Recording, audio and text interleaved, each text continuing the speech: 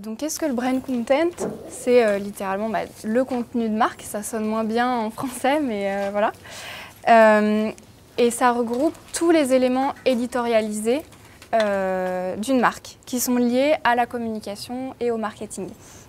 C'est-à-dire que aussi bien tout ce qui est photo pour Instagram, pour les médias sociaux, moi en tout cas je le considère comme du brand content. Et ensuite, voilà, tout ce qui va être rédactionnel, que ce soit une newsletter, un blog de marque, même la création du contenu du site au niveau rédactionnel.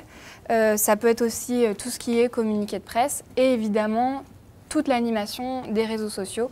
Ça, effectivement, quand on crée sa marque et qu'on n'a pas beaucoup d'argent, par exemple, ça va être assez simple, au début en tout cas, de créer un compte Instagram et de se faire connaître comme ça. Ça prend du temps, évidemment, et des ressources et des compétences.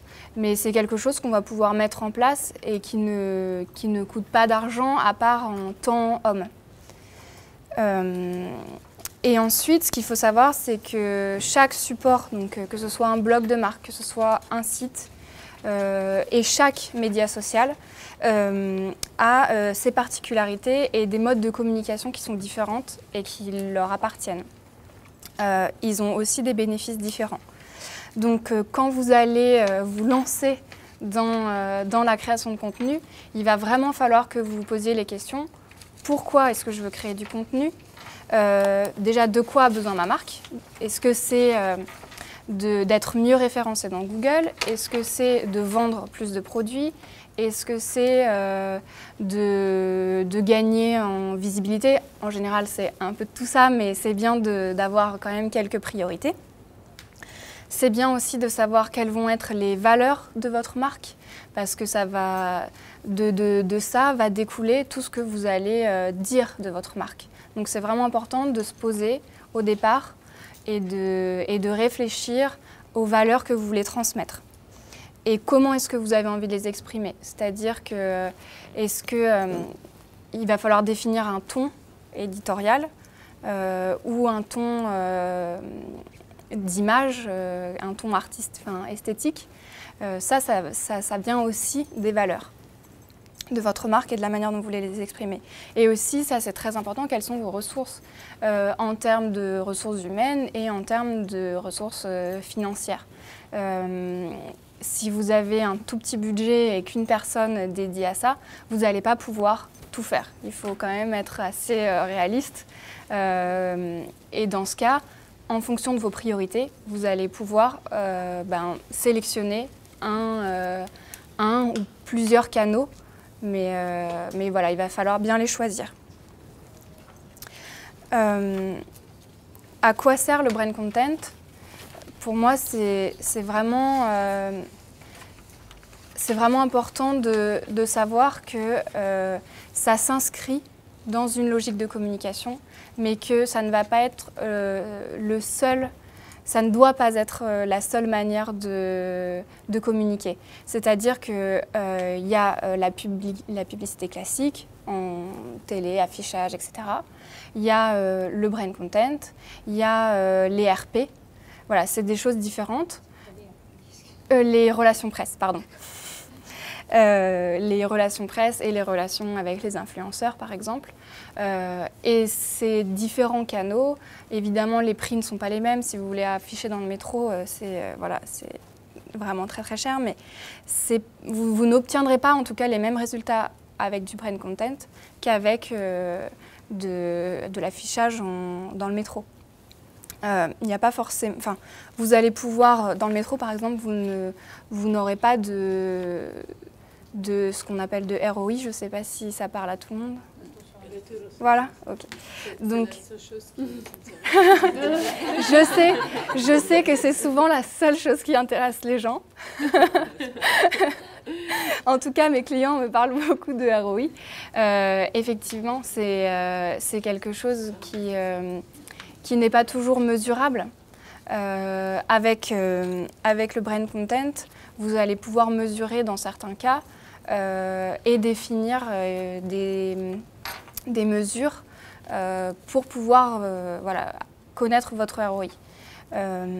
En sachant que vous avez donc, quand je dis à quoi ça sert, il y a beaucoup de choses différentes. Ça peut servir à la pédagogie, c'est-à-dire que si vous avez un produit très pointu et que vous avez besoin de l'expliquer pour pouvoir le vendre, vous allez pouvoir par exemple créer un blog de marque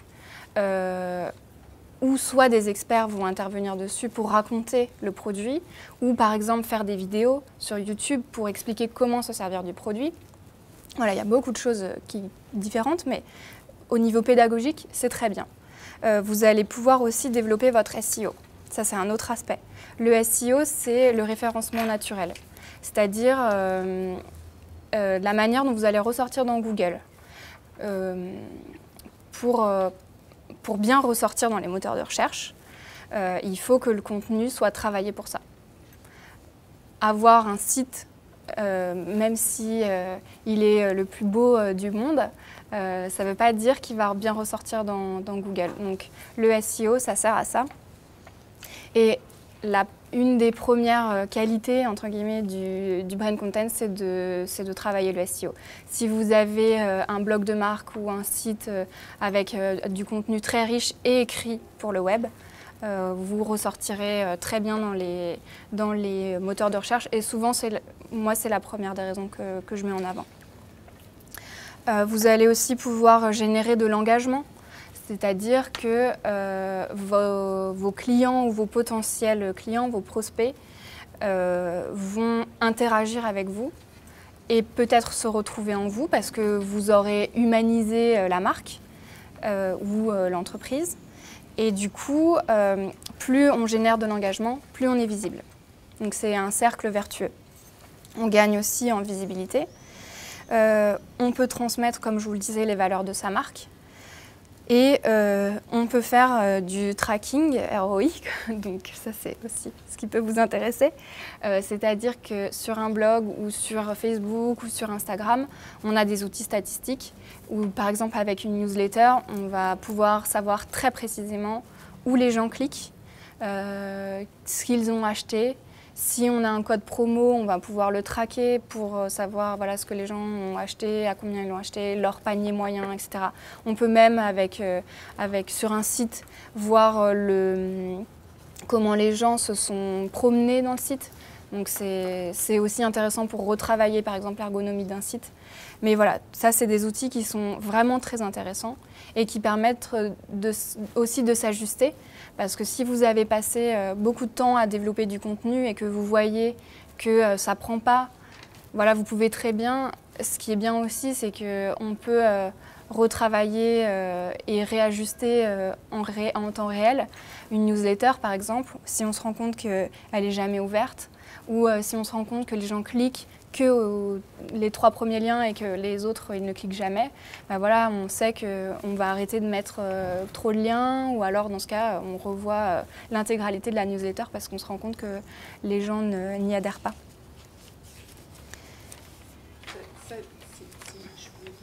Oui, n'hésitez pas à poser des questions. Justement, c'est quelque chose qui m'a beaucoup inspiré. Oui. J'ai un ami par exemple qui travaille aux Échos. Et il a dit, c'est un cocktail, donc c'est pas inutile, mais oui. Il a dit, maintenant, quand j'écris quelque chose, mon patron sait combien de personnes ont lu. Exactement. Ont lu jusqu'au bout mon article. Et en fait, ça veut dire qu'il y a l'obligation d'être intéressant. Oui. Il y a une obligation d'être intéressant et il y a aussi, malheureusement, je dirais, le côté un peu pervers de ça, c'est que il faut faire attention à ne pas écrire non plus pour attirer le clic. Et faire des titres d'articles qui... La sensation. Voilà. Oui, la séduction. Parce que en fait, ça va marcher au début. Et puis après, les gens vont être déçus et voilà. Donc il faut trouver le juste milieu entre donner envie aux gens de cliquer, mais aussi, c'est ça, il faut être intéressant. Il faut quand même se donner les moyens d'être lu, donc c'est-à-dire qu'il faut vraiment, c'est des techniques d'écriture. Il faut apparaître dans les moteurs de recherche, il faut que les gens cliquent, mais il ne faut pas que ce soit au détriment du contenu, parce qu'effectivement on parle de contenu, Et il faut que le contenu soit intéressant. Et c'est pour ça que quand je vous parlais de valeur de marque, c'est vraiment très important d'avoir quelque chose à raconter, en fait, tout simplement. Et on a toujours quelque chose à raconter, à part si notre produit on ne croit pas en notre produit, en fait. Mais je pense à une marque, imaginons de cosmétiques. Même sur une crème, elle va avoir énormément de choses à raconter. Elle peut parler des actifs, des bienfaits, de la manière dont on s'applique, donc tout le bien-être qu'il y a autour.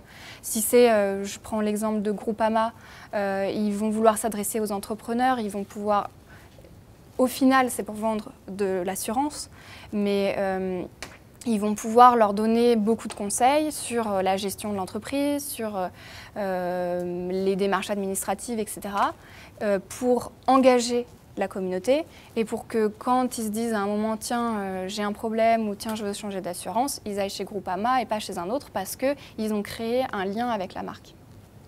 C'est ça qui est important.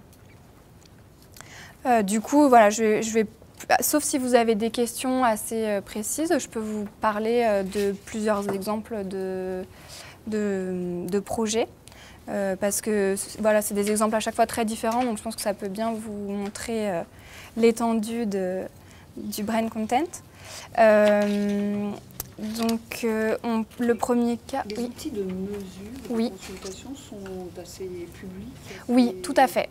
En fait, si vous avez un site ou un blog, c'est Google Analytics, donc c'est gratuit.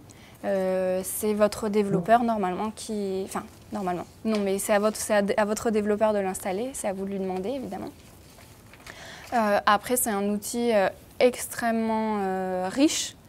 Donc, vous pouvez très bien vous servir des mesures de base, c'est-à-dire combien j'ai de visiteurs uniques par mois, combien de temps les gens restent sur mon site. Ça peut être intéressant.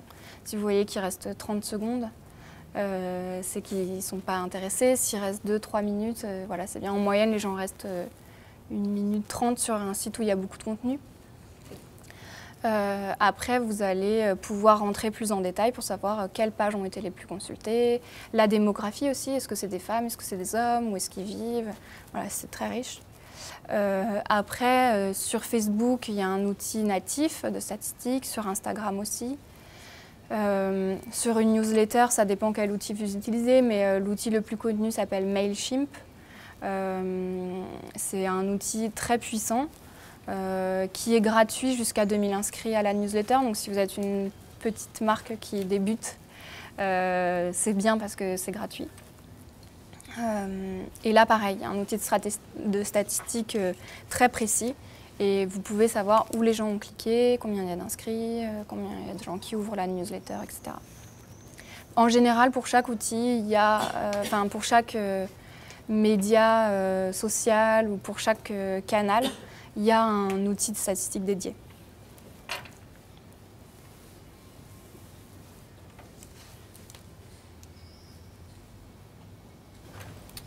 Pour les emails, c'est Mailchimp. Mailchimp. M-A-I-L-C-H-I-M-P.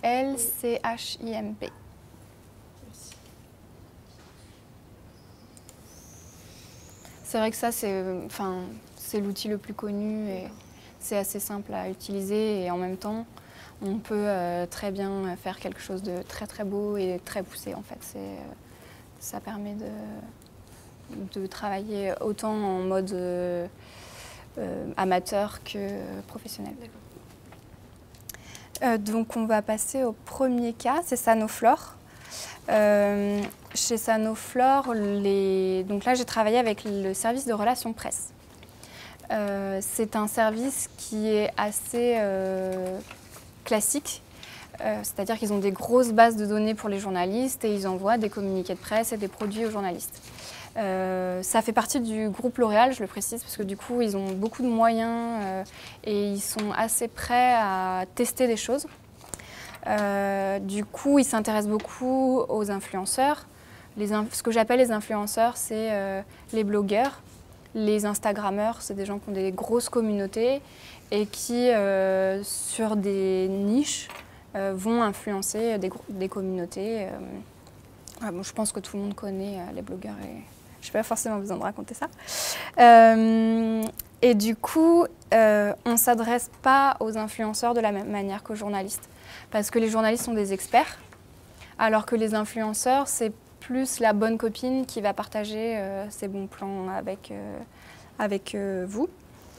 Du coup, on essaye de... Enfin, là, en tout cas, le projet, c'était de faire un communiqué de presse qui s'adresserait à eux en leur apportant une expertise, en leur apportant les clés, en tout cas, pour communiquer sur les actifs des produits, mais en étant pas trop pointu non plus, parce que justement, ce ne sont pas des experts. Et voilà, donc il fallait trouver le juste milieu. Donc voilà, donc on a un peu rappelé les bienfaits de chaque eau florale, etc. Donc ça, c'est vraiment du communiqué de presse assez classique, mais avec un point de vue plus digital. Ensuite, il y a le carnet de style général d'Optique. Là, c'était justement destiné aux journalistes. Mais donc j'ai travaillé avec une agence qui fait de la communication assez globale avec un service de relations presse et donc dont client est Général d'Optique. En fait, ils voulaient éviter justement le communiqué de presse qui n'est plus vraiment lu par les journalistes et leur fournir un vrai magazine féminin, évidemment lié aux lunettes, mais qui ne serait pas juste regardé comme nos lunettes sont belles. Vraiment, le brand content, ça sert à ça. Ça sert à raconter une histoire autour du produit et à éviter de parler que du produit, en fait. Du coup, là, c'était vraiment un magazine avec des interviews, des conseils d'experts sur... Il faisait une 20aine de pages. Il y avait des photos en street style, donc c'est très à la mode, voilà, avec la fille, avec ses lunettes, deux looks, un de soir, un de jour. Il y avait une maquilleuse qui expliquait comment se maquiller en portant des lunettes. Une opticienne qui disait quelle monture porter en fonction de son visage, etc. Donc c'était vraiment des conseils liés au lifestyle, en tout cas, autour des lunettes. Donc en fait, vous emmenez des bénéfices pour le client. C'est-à-dire que vous donnez vraiment quelque chose. Exactement. Une vraie savoir. Exactement. Mais en plus, derrière, quelque chose qui est sympathique. Exactement. C'est du petit. Oui, c'est séduisant. Oui, c'est ça. C'est vrai que ça peut paraître léger, en fait. Pour une femme de mon âge, gavant. Mais moi qui va avoir besoin de lunettes très bientôt. Voilà, tout le monde se... Voilà. Pas non. Exactement. En fait, c'est exactement ça. C'est qu'il faut toujours se poser la question de quoi mes clients ont besoin. Et effectivement, quand on achète une paire de lunettes, on en essaye 36 000, on envoie des photos des selfies pour demander à sa fille laquelle me va le mieux. Donc là, avec ce magazine, on répond à toutes ces questions. Et du coup, c'est vrai que le client va se tourner vers la marque qui lui a expliqué comment ça fonctionnait. Parce qu'elle aura eu un attachement à la marque, en fait. Ils l'ont pas décliné pour les clients aussi? Parce que là, Eh ben, ouais, non, en fait, il y avait des clients invités pendant la journée où il y avait des magazines dispo, mais non, c'était que pour les journalistes. Je pense que c'était aussi pour des questions de coût. Là, ils n'en ont pas imprimé beaucoup, alors que pour les clients, il aurait fallu, dans les points de vente, en imprimer des milliers. Mais oui, ça pourrait très bien... En fait, c'est pour ça que je parlais de budget au tout début. C'est que selon votre budget, s'il avait fallu le mettre dans tous les points de vente, peut-être qu'il aurait fallu faire juste une feuille, en fait, comme un grand... un papier journal, quoi, avec juste une grande page A4 qui aurait coûté moins cher, ou en noir et blanc, ou réfléchir à d'autres contenus. C'est vraiment... ou alors, si on a une marque qui a énormément d'argent, dans ce cas, on peut effectivement se permettre d'éditer un vrai magazine. Il y a plein de marques qui le font. Souvent, on les voit, c'est vendu avec le L, et c'est souvent avec le L. Voilà. Mais oui, on peut très bien imaginer un magazine. D'ailleurs, il y a plusieurs marques qui le font. Air France, par exemple, ils ont leur magazine dans tous les avions. Je voulais juste poser une question, je ne sais pas si c'est bon moment. Oui, bien sûr. Mais je crée du brand content, mais presque par accident. Je fais faire des créations de journaux aux étudiants, et les étudiants produisent aussi leurs propres vidéos, où ils sont ingénieurs en aéronautique. Ou aussi un site de pub, c'est-à-dire là ils sont en train de tourner des films et c'est l'occasion rêvée pour les écoles. C'est une vraie mise en scène, c'est-à-dire que ici vous aurez des vraies histoires de quelqu'un comme moi qui ne veut pas mettre des lunettes et qui finit par dire je peux être le secrétaire parce que j'ai une nouvelle grâce à ça. Donc vous générez des vraies histoires. Mais le problème que j'ai moi, c'est que par exemple à EPSA, qui est une école extraordinaire, mais qui a beaucoup d'introvertis, ce qui est très bien. Je n'ai pas encore eu la possibilité qu'un étudiant me dise oui pour qu'on utilise sa vidéo. Même que j'ai des vidéos extraordinaires et surprenantes pour... Eh bien, dans ce cas, peut-être que c'est pas la vidéo qu'il faut utiliser avec eux parce que justement, ça correspond pas à ce qu'ils sont. Ils sont pas à l'aise en vidéo, donc il faut trouver un autre canal que la vidéo. Est-ce que ça va être l'écriture, par exemple? Parce qu'on peut être caché derrière l'écriture. Même pour les photos de groupe, par exemple, on a eu 2 astuces jusqu'à maintenant, mais il va falloir que je retrouve d'autres. Comme le groupe ne voulait pas une photo d'eux-mêmes, pour un journal, on a pris une photo des étudiants avec l'article devant leur visage. Et ça tombait merveilleusement bien, pas fait exprès, parce que moi qui n'a pas envie non plus qu'on me prenne en photo, mais qu'il y a au moins les cheveux roux, il y a quelqu'un avec une t-shirt à côté en disant « whatever works », peu importe pourvu que ça marche. Donc la photo était bien. Et la deuxième qui était pas mal, ils se sont dessinés. Comme les t-shirts en maternelle en fait, mais donc les ingénieurs qui se sont fait leur portrait, qui était très drôle. Mais pour l'instant, c'est pas encore rentré dans l'idée que après, j'ai cette manne, je peux pas. Mais peut-être que aussi c'est à travers leurs projets qu'ils peuvent se raconter entre guillemets. Donc en présentant un projet, du coup ils parlent plus d'eux, mais ils parlent de leur projet, donc ils seront peut-être plus passionnés, plus à l'aise. Et peut-être que c'est pas la vidéo, effectivement. Vous m'avez fait gagner 6 mois. Non, mais c'est vrai, il faut prendre quelque chose qui la correspond. Exactement.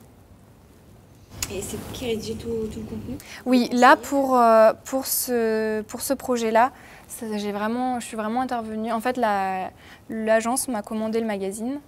Ils avaient besoin, enfin il y avait certains sujets en tout cas qu'eux ils avaient déjà définis, c'est-à-dire qu'ils savaient par exemple qu'il y avait une des opticiennes qui pouvait faire une interview, ils avaient envie d'une maquilleuse, voilà. Et après par contre, oui là j'ai créé tout le contenu, c'est moi qui ai fait les photos, le graphisme c'est une graphiste qui a travaillé là-dessus, mais du coup j'ai écrit tous les textes, j'ai fait les interviews, voilà. Et là c'était pour faire du public rédactionnel? Non, pas vraiment. C'était vraiment destiné aux journalistes pour, je pense, pour qu'elles parlent du produit et que ça les marque en fait. Parce qu'elles sont habituées à avoir des journées presse tout le temps, avec des communiqués de presse assez basiques. Et là, c'était pour les... Et puis surtout parce que là, du coup, elles pouvaient aussi reprendre en interview Enfin, elles pouvaient reprendre dans leur magazine les interviews. Exactement. Ouais. Ça avait... Exactement. Ça avait surtout pour but de les attirer autrement. Et aussi effectivement qu'elles puissent se servir du contenu pour écrire leurs articles. Comment vous faites pour créer du contenu dans des secteurs que vous ne connaissez pas? Alors, des énergies? Bonne question. Alors, il y a des secteurs vraiment que je ne maîtrise pas du tout. Dans ce cas, je refuse. Par exemple, tout ce qui est high-tech, c'est vrai que c'est pas du tout... je pense qu'il y a des sujets qui sont très pointus où on a vraiment besoin d'avoir une expertise sur le sujet. Moi, j'ai longtemps travaillé en beauté. J'ai été journaliste beauté chez Biba. Donc, j'ai une expertise en beauté. Donc c'est un sujet que je maîtrise vraiment bien et du coup c'est vrai que les gens me connaissent pour ça et me contactent pour ça. Mais ça m'arrive de travailler sur des sujets complètement différents. Et dans ce cas, c'est souvent de la vulgarisation. Donc il faut que je transmette assez simplement ce qu'on m'a raconté. Donc il suffit que j'écoute mes clients raconter leur marque, leurs produits. Et a priori, si j'ai compris, les clients comprendront. Donc mon travail, c'est ça, c'est de vulgariser souvent. Donc vous êtes bien placé. Exactement. Après, il y a vraiment, quand il faut effectivement être très pointu sur certains sujets, il vaut mieux faire appel à quelqu'un qui est expert sur le sujet. Si effectivement votre but, c'est pas de vulgariser, mais justement c'est de vous adresser à une cible de niche très précise et très experte, dans ce cas, il faut prendre quelqu'un d'expert sur le sujet. J'ai ensuite un exemple de blog de marque pour WePicnic. Alors c'est assez intéressant comme sujet parce que c'est une marque d'alcool qui s'appelle, je ne me rappelle plus du nom de la marque, mais c'est une marque de rosé aromatisé, rosé pamplemousse, etc. Et avec la loi E20, c'est extrêmement compliqué de communiquer puisqu'on n'a pas le droit. Je fais juste un petit brief sur la loi E20. On n'a pas le droit de montrer des gens en train de boire. On n'a pas le droit de dire que grâce à l'alcool, on passe un bon moment. On n'a pas le droit de dire que l'alcool, c'est bon. Et on n'a pas le droit... Enfin, voilà, il y a beaucoup de restrictions. Donc, l'agence avec laquelle j'avais travaillé décidait de communiquer sur le fait que c'était un alcool convivial et qui rappelait le pique-nique, les soirées d'été, etc. Et du coup, ils ont voulu le décliner en disant on peut pique-niquer toute l'année. Et donc, on va créer un blog de marque qui va s'appeler WePicnic. Et toute l'année, on va donner des conseils autour de l'univers du pique-nique. Donc, ça va être des recettes. Et jamais on parle d'alcool, mais c'est rattaché au site de cette marque. C'est-à-dire qu'il y a un lien sur le site de la marque? Voilà, exactement. Il y a une page Facebook, etc. Donc, il y a une communauté qui se crée grâce à WePicnic et qui est rattachée à la marque. Mais c'est la manière voilà, de pouvoir détourner un petit peu la loi E20. Ça marche? C'est-à-dire, est-ce que de ce site-là, on arrive facilement sur le site Rosé? Non, depuis ce site-là, normalement, on n'a pas le droit de dire à chaque fois et avec cette recette, buvez du rosé, ça c'est vraiment interdit. Du coup, dans les mentions légales et en bas du site, il y a marqué que c'est effectivement édité par la marque de rosé, mais c'est pas rattaché directement. Voilà, en fait, les marques d'alcool ont vraiment beaucoup de mal pour le moment à savoir comment communiquer, à part, en gros, ils ont juste le droit de dire que leur recette est ancestrale ou faite à base de fruits, etc. C'est pour ça que tout ce qu'on voit dans le métro en affichage, c'est souvent on existe depuis 500 ans et on fait du rhum, voilà. C'est pareil en herboristerie et médecine douce. Oui. Ça m'est arrivé d'avoir à trouver 10 métaphores ou manières de dire qu'un poudre, je sais plus. Ça ne soigne pas, mais... mais c'est formidable. Voilà, c'est ça. Avec 10 plantes, donc j'écris 10 plantes d'une manière. Mais le fait est, quel choix ont-ils? C'est-à-dire, on peut dire est-ce que ça marche? C'est peut-être la seule possibilité qu'ils ont de communiquer. Ouais. Là, c'était effectivement... ils organisent des événements aussi. Donc, c'était une manière aussi de créer une communauté pour que les gens viennent à leurs événements. Et là, il y avait vraiment les marques d'alcool. Après, c'est vrai que c'est un peu tiré par les cheveux. My Little Paris, par exemple, travaille souvent avec des marques d'alcool où ils organisent des apéros et ils organisent les apéros via leur newsletter. Ils ont une énorme base de données. Et là, c'est brandé Lillet, ou de la marque d'alcool. Et là, le ROI, comment vous pouvez le mesurer? Le ROI il se mesure un peu moins. Mais en fait, quand les gens viennent aux événements, Là, on sait combien d'invités on a.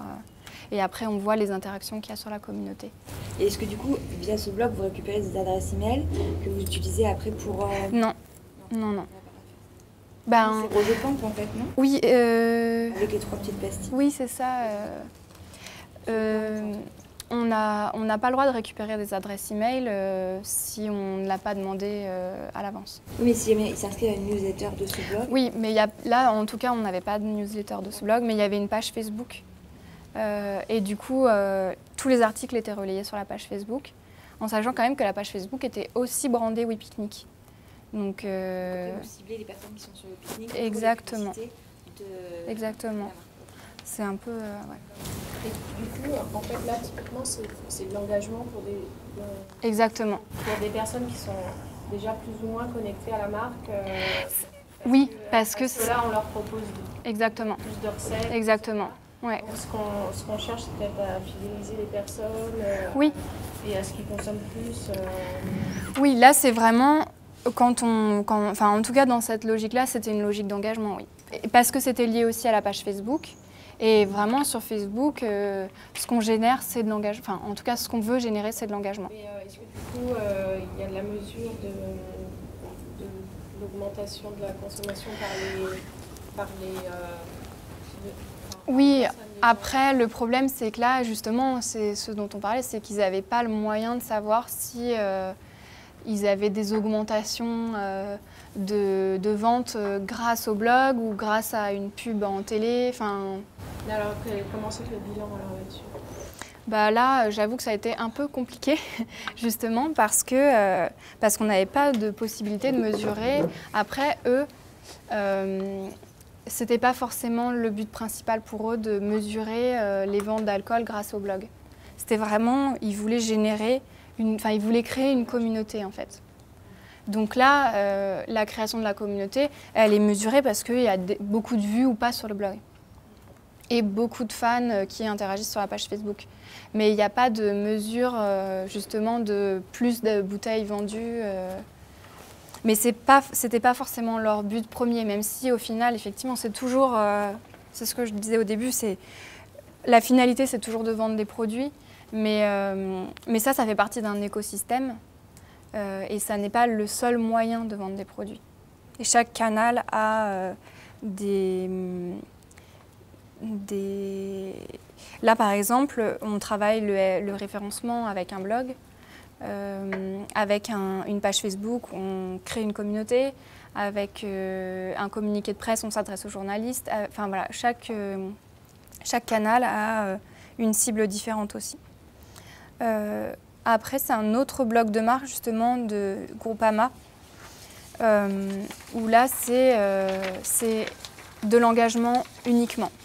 On ne cherche pas à vendre les assurances, on cherche à gagner en visibilité et à engager une communauté, à la conseiller, à être expert auprès de cette communauté pour que, là c'est même plus à destination des gens déjà clients que à destination des prospects. Évidemment, si on arrive à accrocher des prospects, c'est plus intéressant.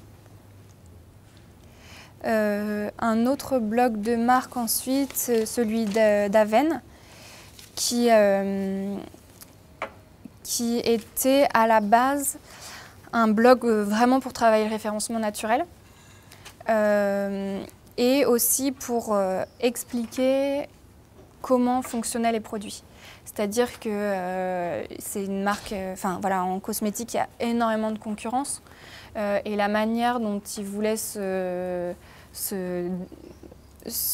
distinguer de la concurrence, c'était de dire que leurs produits étaient des produits de dermocosmétiques et des produits qui avaient des actifs extrêmement, évidemment, qui marchent très bien, etc., comme toutes les marques. Mais eux voulaient le dire en expliquant, ben voilà, tel actif, ça sert à ça, ça marche comme ci, comme ça.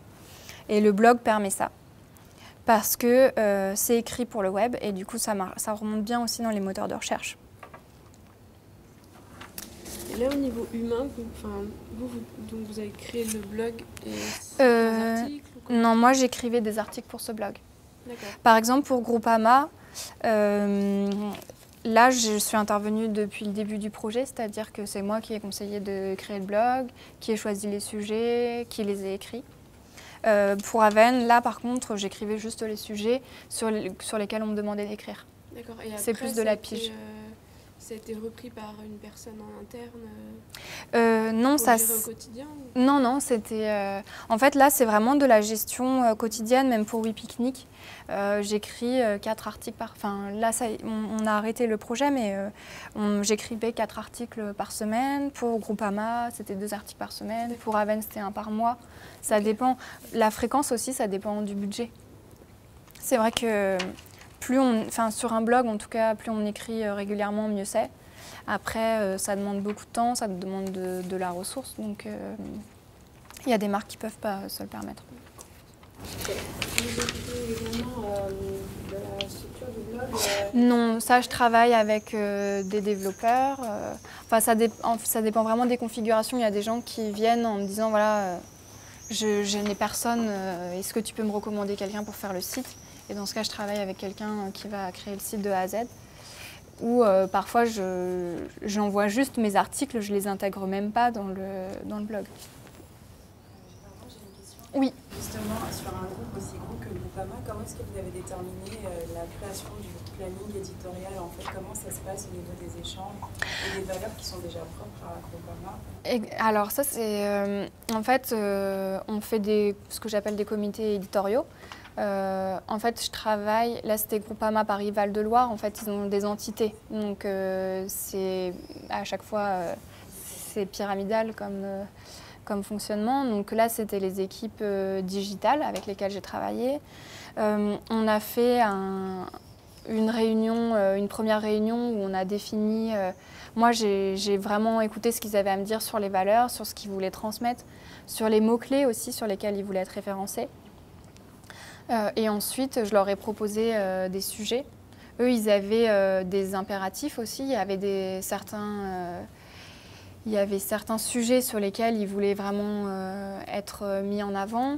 Ils avaient aussi des assurances qu'ils voulaient expliquer à leurs clients. Et donc la construction d'un planning éditorial, ça se fait avec tout ça et en réfléchissant un petit peu à un entrepreneur de quoi... Quel sujet pourrait l'intéresser, de quel sujet il aurait besoin. Et ensuite, je leur propose le planning éditorial. Dès qu'il est validé, dans ce cas, je commence à rédiger les articles.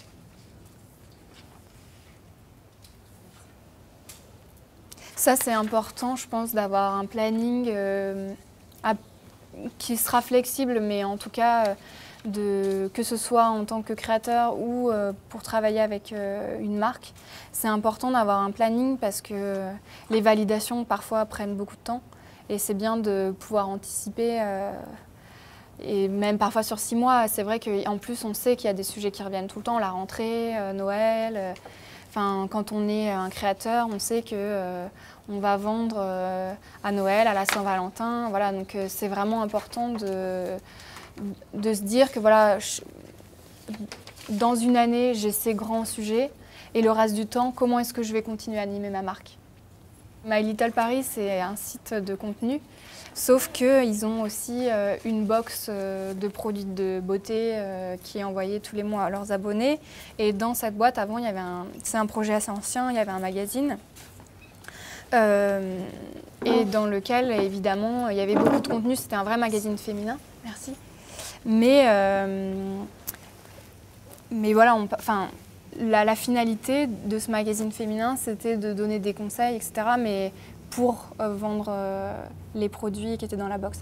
Et en même temps, c'est quelque chose qu'on est content de lire tous les mois, qu'on partage avec ses copines, donc éventuellement qu'on montre aux autres et on a des nouveaux clients, etc. Et voilà, c'est tout au niveau des cas. Après, je ne sais pas si vous voulez qu'on rentre en détail sur certains canaux, si vous avez des questions ou si vous avez besoin de précision sur certaines choses.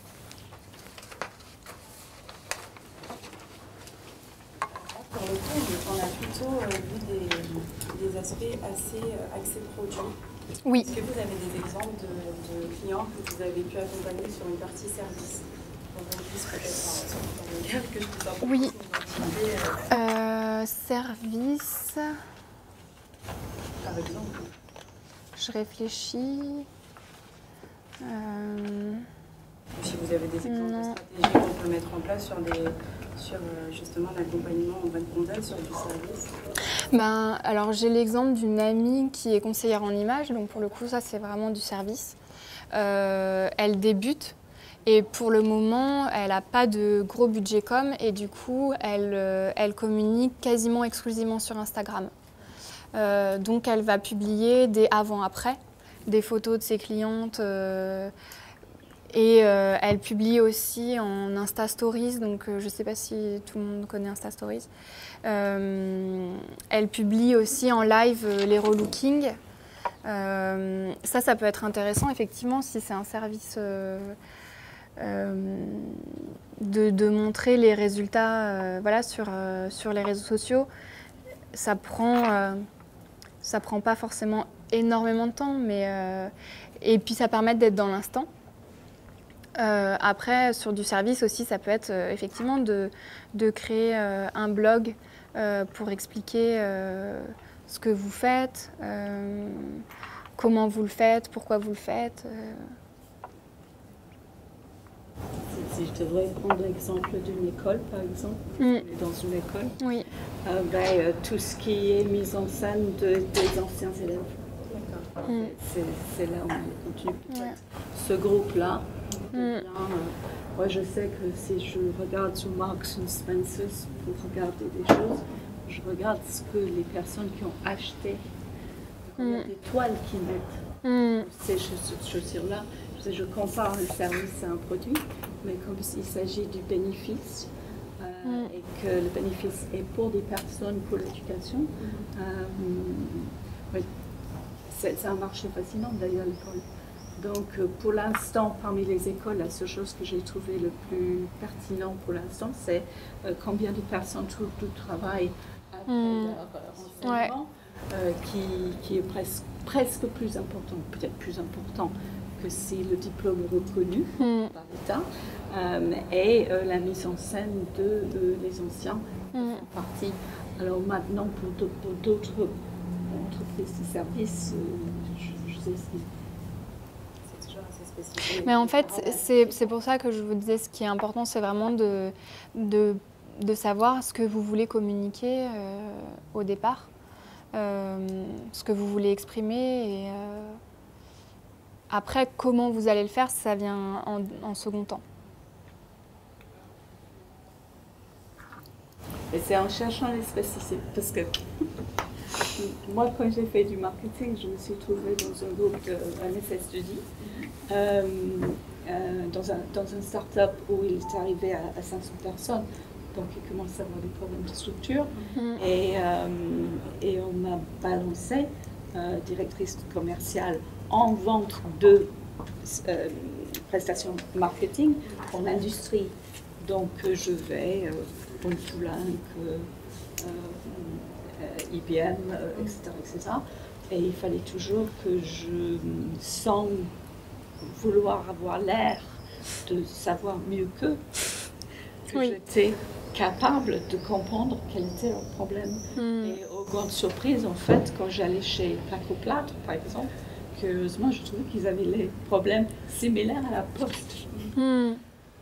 Et de toute façon, j'ai eu une mise en place verte du temps que Bull existait, parce que je me suis trouvée devant un directeur. Il existe toujours. Donc, ça ne me dérange pas de ne pas savoir des choses.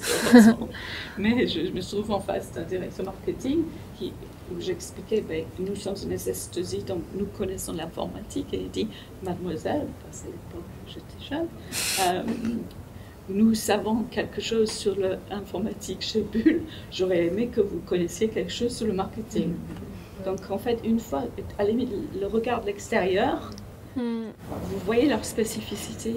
Donc à la limite, le maquillage, on peut très bien avoir les mêmes genres de soucis chez Bull que Alven, par certains aspects. Oui, bien sûr. On peut se retrouver un peu partout. Oui, C'est sûr que en fait, les techniques, en gros, vont... Par exemple, la technique d'écriture, elle va être la même pour toutes les marques. C'est juste que le contenu ne sera pas le même.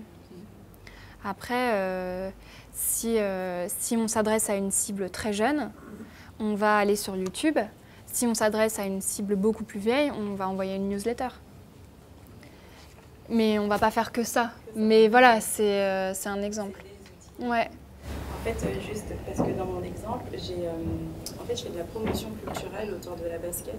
Et mon but, c'est de mettre en lumière tous les acteurs, grosses marques moins, parce que je pense que les grosses marques, elles n'ont pas besoin de mon travail aujourd'hui, mais plus des artistes, des jeunes marques qui vont évoluer sur la culture urbaine, qui vont s'en inspirer. Mon objectif, il est de les mettre en lumière. Et aujourd'hui, par rapport à des soucis financiers, on a une communication qui était très axée sur les réseaux sociaux, qui a bien pris. Pour une entreprise qui a démarré sans fonds, je trouve que c'est plutôt assez astucieux. Par contre, aujourd'hui, je me retrouve avec un problème de contenu. Il y a la partie événementielle qui fonctionne toujours, etc. Donc ça, c'est un plus. Mais sur la partie, justement, brand content, j'ai énormément de contenu, mais je ne sais pas comment les... Mais là, en fait, il faudrait faire un magazine en ligne. Enfin, la première chose à laquelle je pense, c'est si vous avez tous ces gens à mettre en avant, il faut faire des portraits, il faut des portraits photos, vidéos ou des interviews.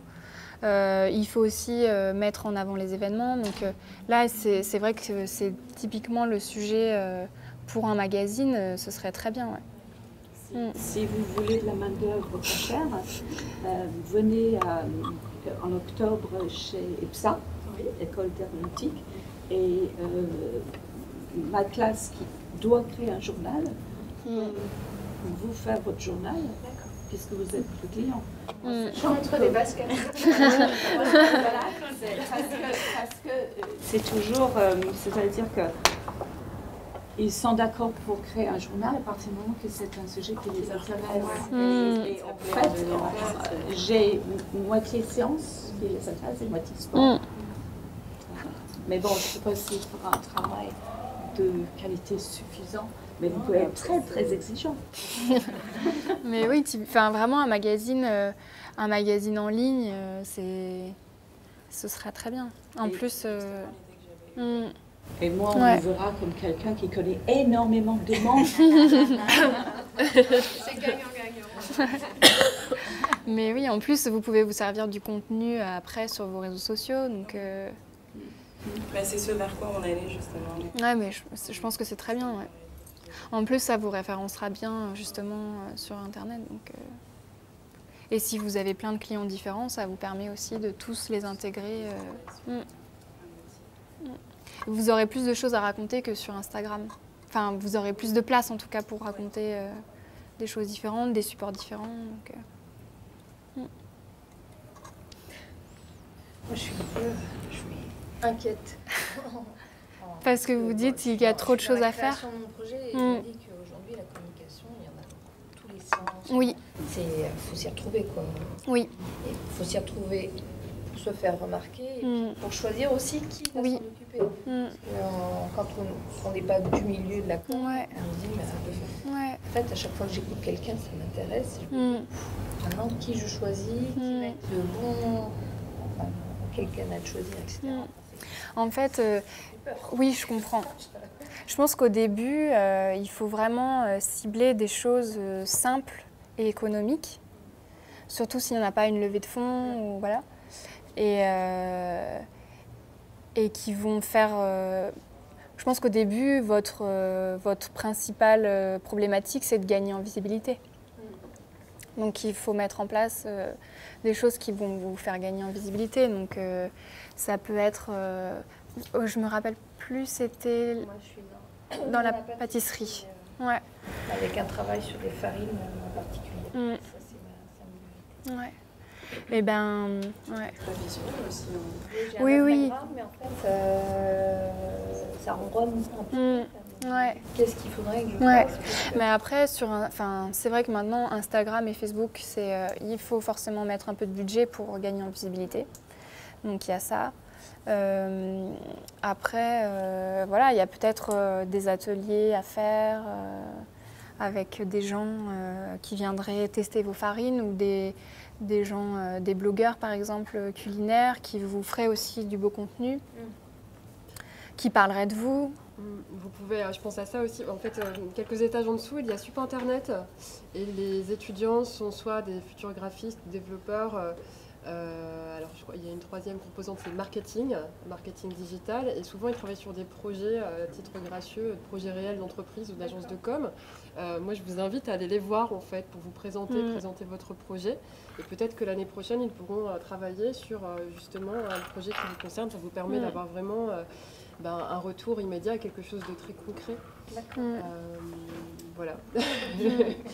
En fait, de manière générale, je vous invite à prendre contact avec les écoles du groupe, parce qu'il y en a dans la com, dans l'événementiel, dans le développement web, etc., dans le graphisme, enfin il y a de tout.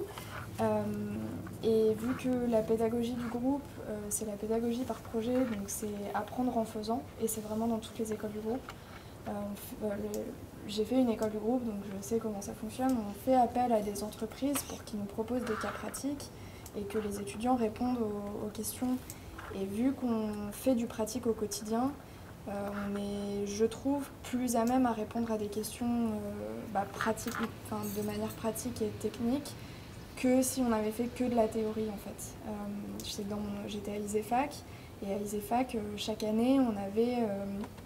je ne sais plus comment on les appelait, mais c'était des grosses compétitions en fait, donc toute la promo était en compète, on était 10 et il y avait une entreprise qui venait, qui nous pitchait le truc et on répondait au projet en faisant un brief, en disant voilà, nous par rapport à votre question, on répond par tel et tel événement, par telle et telle réponse. Voilà, donc de manière générale, sur un lancement de projet, je vous invite à prendre contact avec les écoles du groupe. Parce que si vous n'avez pas forcément de budget, etc., ça peut être une bonne réponse. Et vous pouvez trouver, en tout cas, vous n'aurez peut-être pas la réponse dans un des projets, mais vous aurez peut-être plusieurs petites réponses dans chaque projet qui feront qu'au bout d'un moment, vous trouverez ça super cohérent et ça répondra à pas mal de vos questions, en fait. Et super agréable. et peut-être en anglais. Vous avez quelque chose que vous devriez faire en anglais. Il y a des classes entières qui travaillent en anglais. Et aussi, pour répondre tout à l'heure, vous aviez des questions sur la mesure du ROI, pour ça. Et il y a d'autres aspects. Il y a, dans les cours que propose Ionysix, il y a des formations spécifiques par rapport à ça pour vous-même analyser les résultats. Vous mettre à niveau. Récemment, on avait eu une personne qui, comme Noémie aujourd'hui, était venue nous présenter en présentiel les choses sur les Google Analytics. Et c'est une personne qui est intervenant dans le cours numérique et sur à distance. Et on refera des événements comme ça, donc ce ne sera pas forcément à nouveau sur Google Analytics, mais peut-être qu'on mettra un peu aussi en avant le référencement naturel. Ouais. Oui, le référencement naturel, il faudrait un workshop à part entière dessus parce que c'est très compliqué. Surtout que Google ne dévoile pas son algorithme. Donc ce serait trop facile. Oui. Si on savait qu'il faut mettre tant de fois le mot-clé pour ressortir. Voilà, d'après, il y a des choses qu'on sait. Mais voilà, c'est pas une science exacte, mais c'est très intéressant. C'est vraiment quelque chose de... Enfin, il y a vraiment maintenant des agences spécialisées en référencement naturel qui ont des techniques. Ceci dit, si je peux répondre, après avoir été commercial, en fait, la seule chose qui compte, c'est aussi le contenu, c'est-à-dire quand on parle avec quelqu'un, on se rend compte qu'ils savent de quoi ils parlent. Et je me permets, Noémie, vous savez de quoi vous parlez. Merci. Merci. Et le nom de votre compte Instagram ou de votre marque Là, j'ai mis un nom comme ça, mais il y a du pour et du contre. Peut-être à être modifié aussi, c'est Tarte ou pas tarte.